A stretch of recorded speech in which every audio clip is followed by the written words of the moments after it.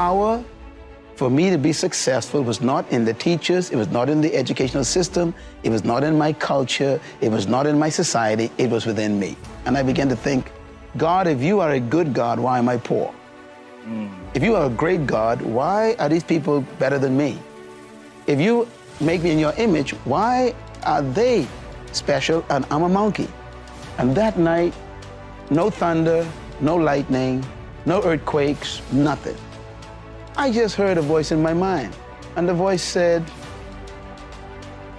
I ask you to believe me, and you will be saved, not them.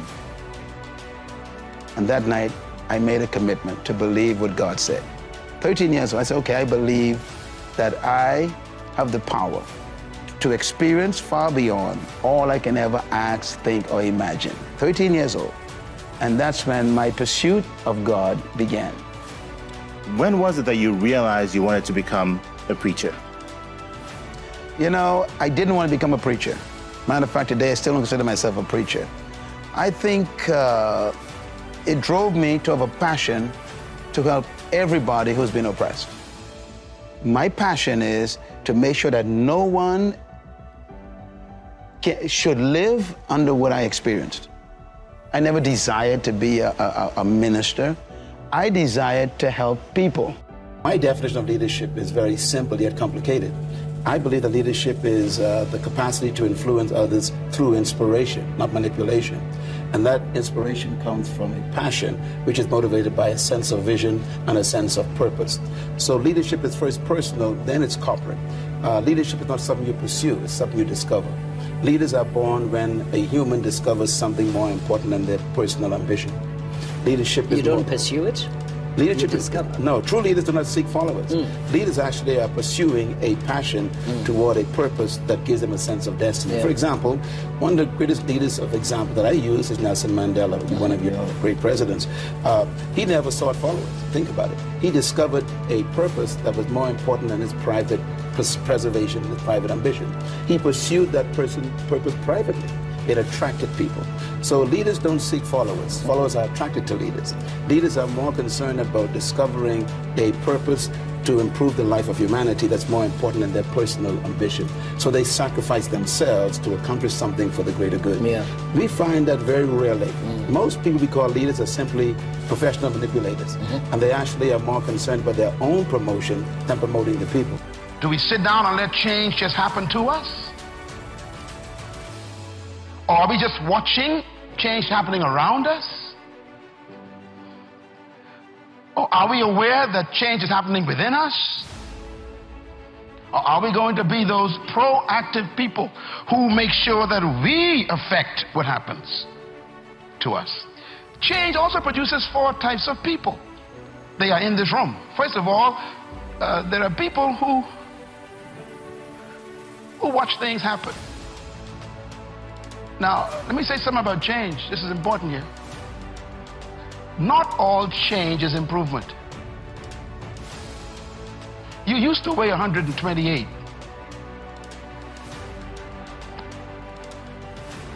And now you changed. And for some of you, that's not an improvement. You lost your wardrobe. You lost your ability to climb up steps fast. You even lost the quality of health that you had. Change doesn't mean improvement all the time. But the problem is, without change, there can be no improvement. So you have to decide what to do with change. Change will happen. And if you are not careful, it could be destructive. So you have to determine what kind of change do I want in my life. And I want you as a young person, as a mother and a father, as a business person, to think about your company even, or your family, or your educational pursuit. What kind of classes do you want to take in college this year? What kind of grades do you want? What kind of relationships you want to have in your life? Who do you want to drop and who do you want to pick up in your relationships? What kind of people do you want to associate with? Where do you want to travel that you've never been? What are the books you need to read you never read before? The changes come with choices. So what kind of person are you? Success is not something you pursue. Success is a matter of becoming a person of value. That's right. We should not be pursuing money. We should pursue purpose. We should pursue vision for ourselves and for our countries, for our communities. We should be not pursuing things. We need to pursue ideas. That's right. I always say that there are three types of people in the world. There's poor people, there's rich people, and there's wealthy people. Poor people talk about money all the time. Rich people talk about things. Wealthy people, they talk about ideas. Rich people, poor people, and wealthy people think differently. For example, poor people, they pursue money. Rich people pursue things. Wealthy people pursue ideas.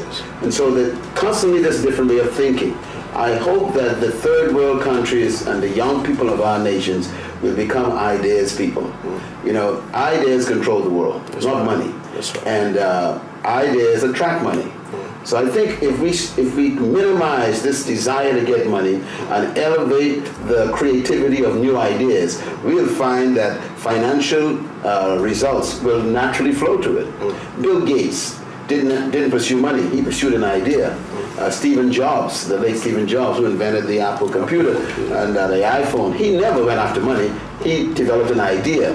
And I think if you think of all the wealthy people in the world, it was ideas that made them wealthy, not money. That's right. So I think we need to switch it, reverse it. Don't pursue money and then try to get an idea.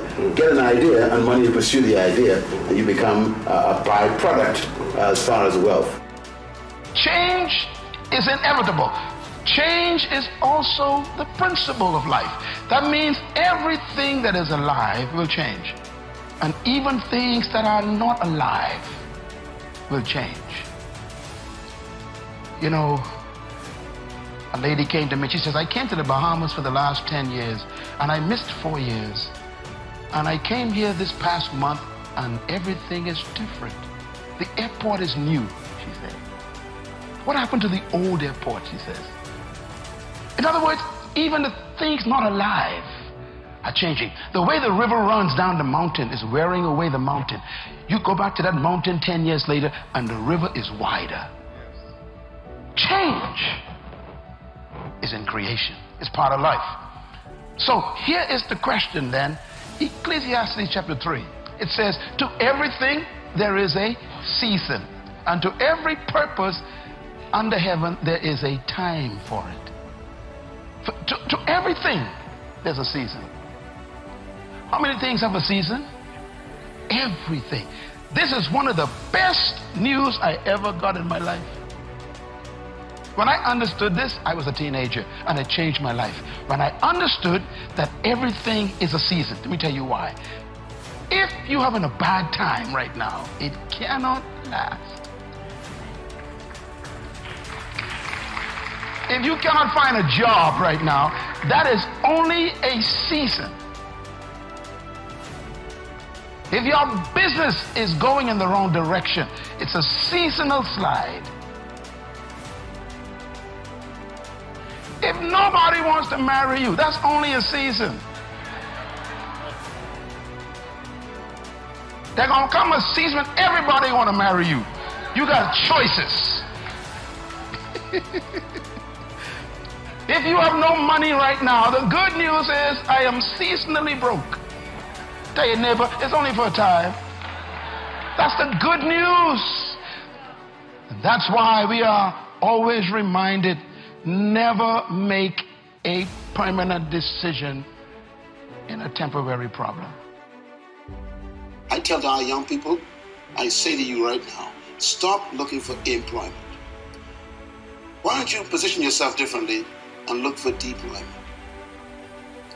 To be employed means that somebody else is benefiting from your energy.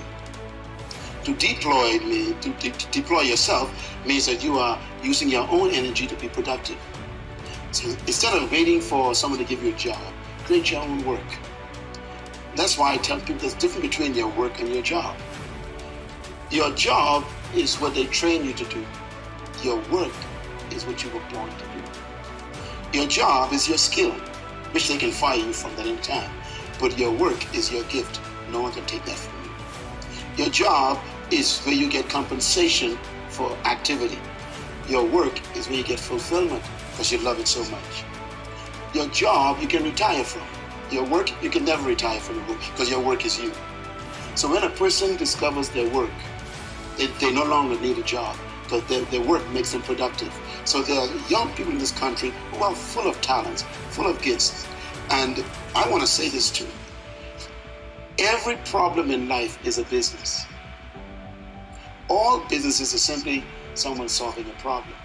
So the more problems that are in Kenya, the more businesses available for young people to begin. And this is what I think we are lacking. We are trained to get a job. We're not trained to start a business. We are trained to let other people employ us, not trained to deploy ourselves.